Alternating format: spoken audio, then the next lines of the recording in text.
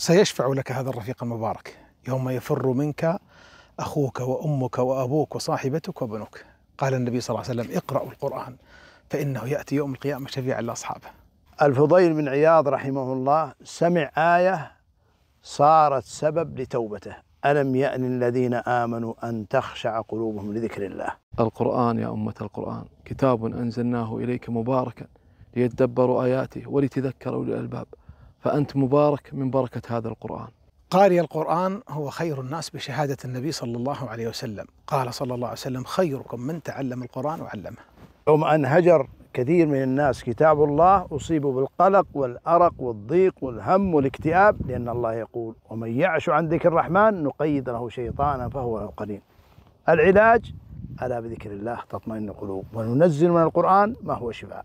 يقول حبيبكم صلى الله عليه وسلم: لا تجعلوا بيوتكم مقابر، إن الشيطان ينفر من البيت الذي تقرأ فيه سورة البقرة. قال القرطبي: من قرأ القرآن متع بعقله ولو بلغ 100. يقولون بعض العلماء أنه لا يخرف صاحب القرآن.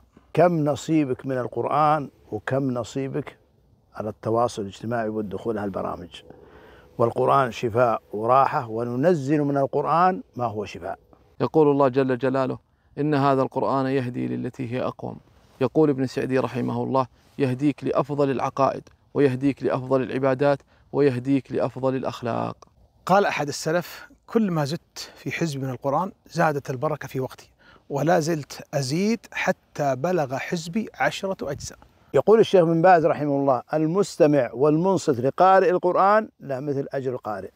وأبشر يا من تعتع في قراءة القرآن. قال عليه الصلاة والسلام: الذي يقرأ القرآن وهو ماهر به مع السفرة الكرام البررة، والذي يقرأ القرآن وتتعتع فيه له أجران. عندما سمع أبو عبد الرحمن السلمي حديث خيركم من تعلم القرآن وعلمه، قال: هذا الذي أجلسني 40 سنة أعلم القرآن.